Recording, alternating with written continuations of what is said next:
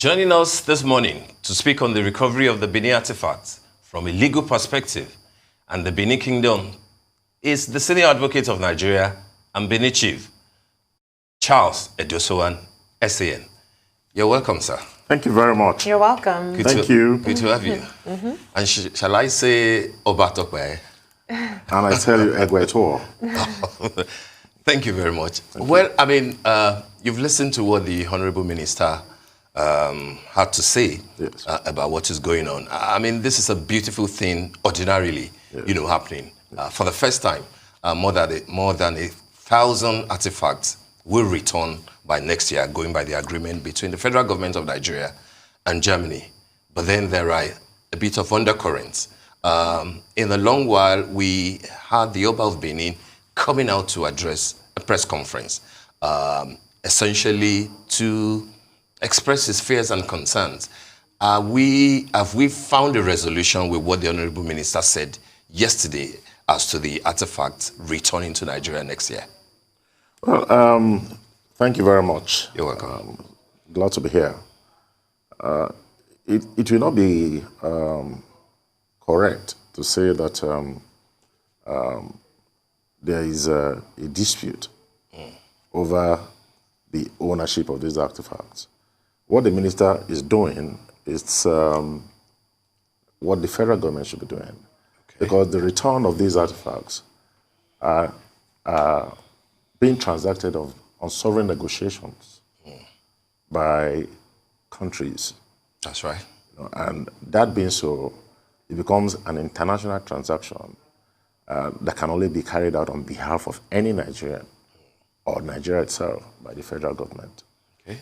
The federal government, under the Constitution, and being parties to all the protocols and treaties. Yes. Like, for instance, the one that has the 1972 one that has to do with the protection of cultural properties, cultural art and properties. That's right. The federal government is the party. Not the state government of Edo State, not even the Oba of Benin. But now you will have seen or heard His Majesty the Oba during this press conference saying that, look, the federal government should transact these negotiations on our behalf. Okay. In international law, individuals are not parties to international agreements. It is countries and institutions that are parties to international agreements. Now, when you have an individual or a sovereign entity being interested in the matter, what happens then is that their causes are not lost because they are not parties to international agreements. What will happen is that their countries adopt these aspirations for them and transact it on their behalf. And transact them on their behalf. So that's what's happening. So it's quite correct. Many thanks to the minister, many thanks to the president, many thanks to the federal government as a whole for taking up this war, this fight to bring back the artifacts. But if you've been listening, if you've been following this trend, you find out that the fight didn't start today. But by any day, may God rest his soul, and wherever he is, may he be blessed. Gave a frenetic fight for the return of these artifacts. And even his father, Oba Kenzwa, also was part of this fight. It was in his time, Oba Kenzwa's time in 1938, that the Oba's coral beaded dress, ceremonial dress, that was taken away by the British was returned.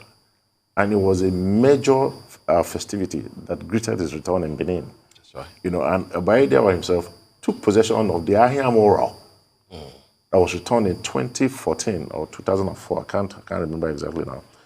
So it's an ongoing fight. And His Royal Majesty Oba II, as ambassador, for the many years he was an ambassador in Europe, continued this fight. He became the agency of his father, in fighting for the return of these things. So it's a good development. We're here now. Okay. What we do not want, what the Beninese do not want, is a situation whereby when these things are returned, they go into the hands of people who have no connections with these things. Exactly. They have no connections with it emotionally, spiritually, even ethnically. These arts or these items are the very symbol of us being Beninese. They signpost us to the world. And they are the culmination of Benin cultural development. You know, they represent us at the height of the Benin Empire, not just now.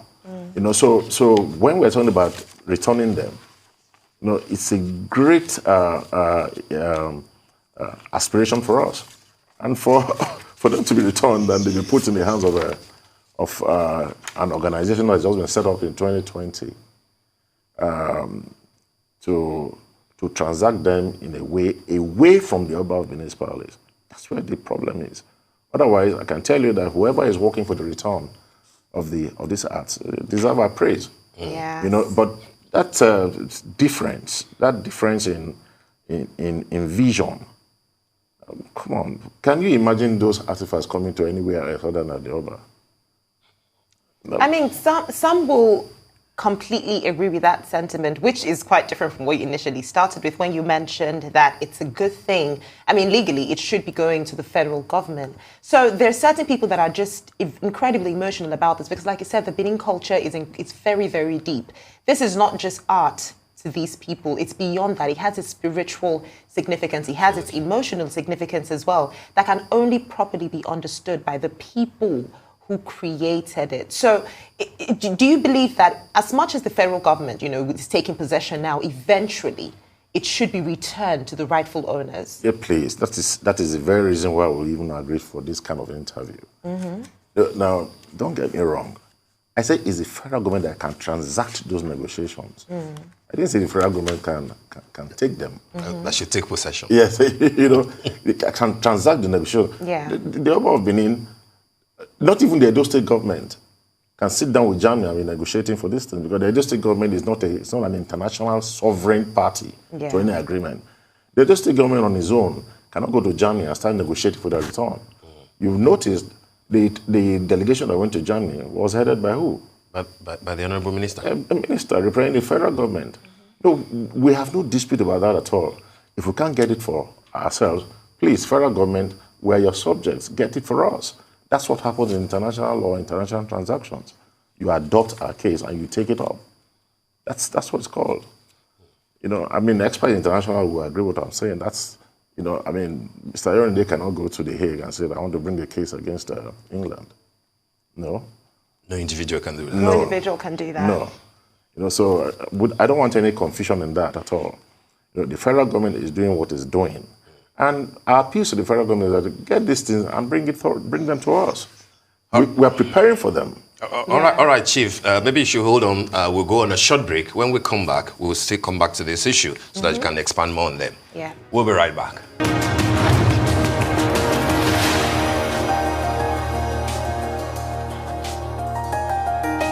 You're welcome back.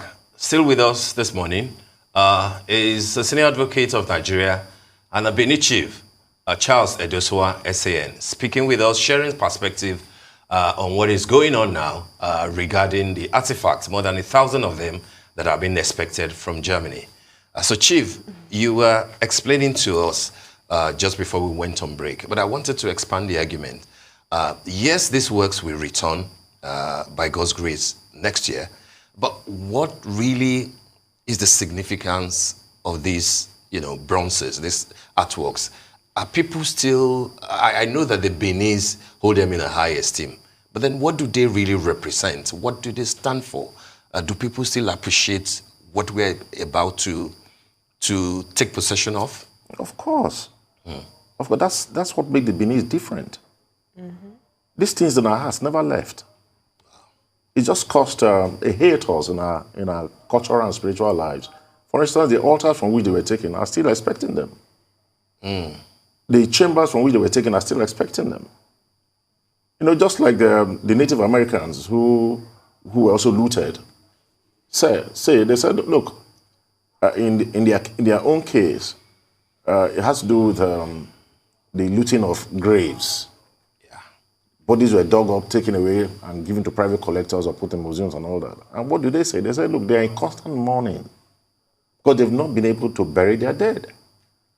You know, I mean, it's not the same thing with Benin, but it is the same feeling of hanging, just hanging out there.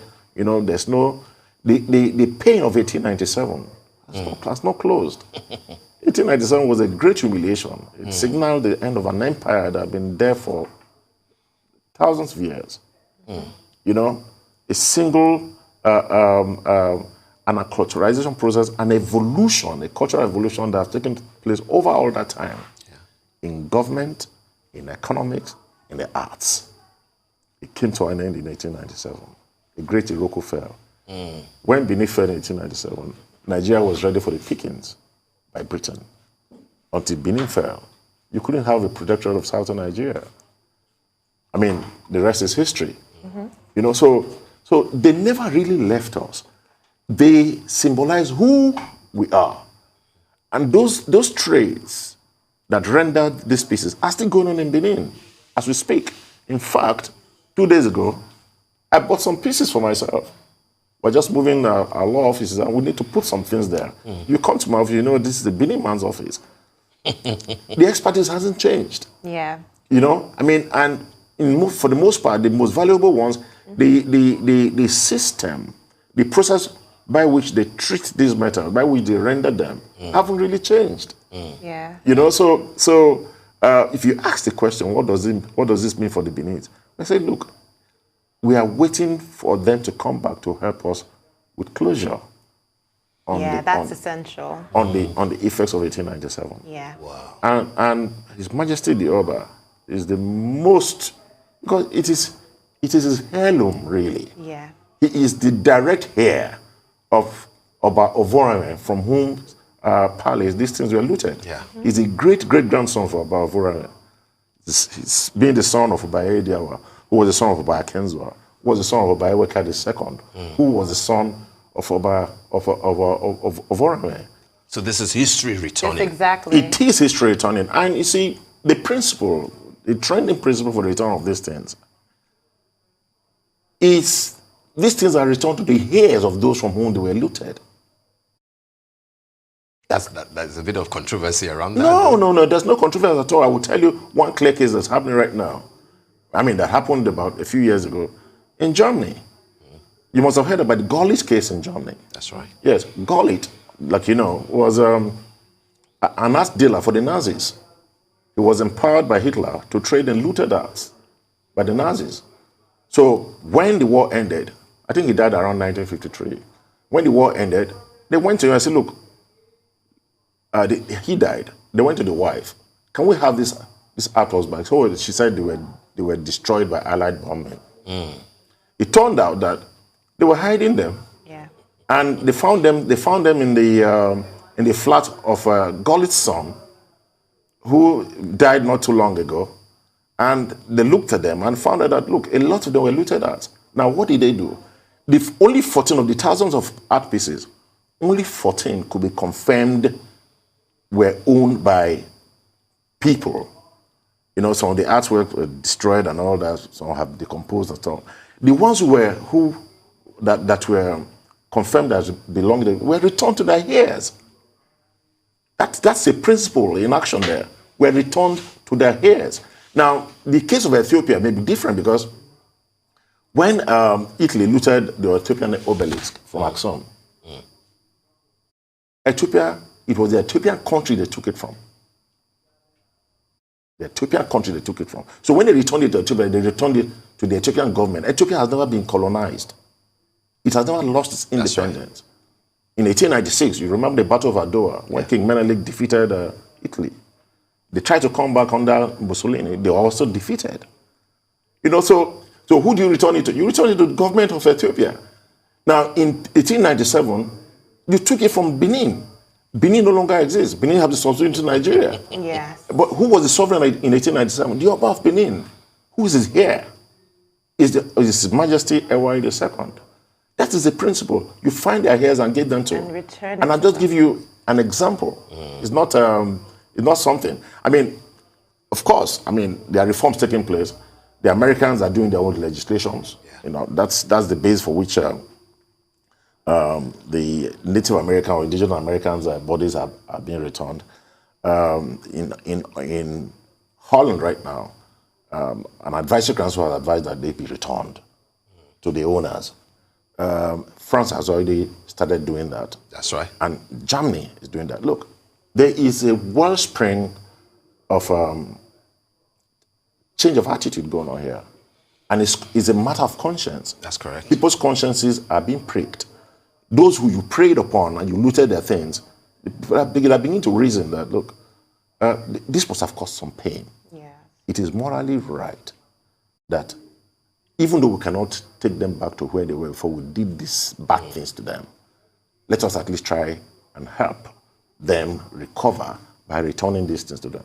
As a matter of conscience, and it is morally right. That's essential. How would you rate our accountability of art in Nigeria? You know, how we value art, how we respect art, looking at the facilities available to preserve art as well. The Oba has said that he would like to build a royal museum within the palace to house his artifacts. But in the meantime, they'll have to be somewhere before they get there.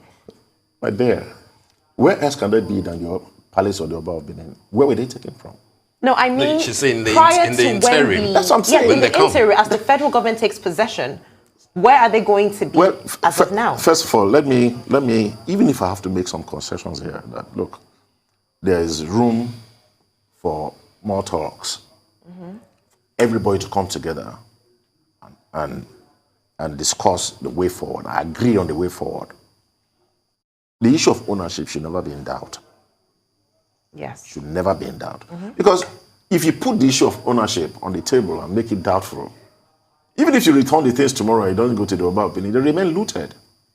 So are you saying that as the federal government takes possession, irrespective of whether or not there is a house to put it, that is the Royal Palace, I've just the told Royal you, Museum, I just it has told to you, go to no, the I've Oba just told, regardless? no, sir. Sorry, ma'am. I just told you that, look, there will be no problems of that at all. Okay. That the palace, as it stands, can receive those things and keep them for the time being. Okay. You understand what I'm saying? Yes, I do. Now, other than, going further than that, His Majesty has said, look, well, this is not 1897 anymore. No, it's not. Some of these things, we have to go back to altars. But now, Benin has become topical for its art. If you go to the Smithsonian Museum, I'm so proud whenever I go to the Smithsonian Museum. The several museums I've been to in Vienna, I'm so proud. I mean, in Germany as well, I'm so proud.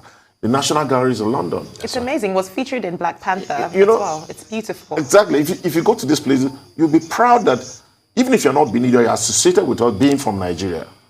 You know, so these things will go there. The Oba wants to make it available to art enthusiasts to come and enjoy, to art intellectuals to come and study. Yeah. And people, everyday people like me, who just want to see beautiful things or who have been mystified about our creativity all this while, should also come and enjoy them. That's why he has gone to great lengths to say, look, even though we can keep them in our palace, in the innards of our palace, we are going to build a museum. And plans have reached advanced stage. We're not just talking about concepts here. We're not just talking about a dream. Land has been set aside, acquired. What is left is for construction. That's for the Royal, of course, the Royal yes. Museum. Of course, yes. You know, so my governor, who's been doing so many good things, you know, who doesn't need this controversy, can actually, he had already signed into this before.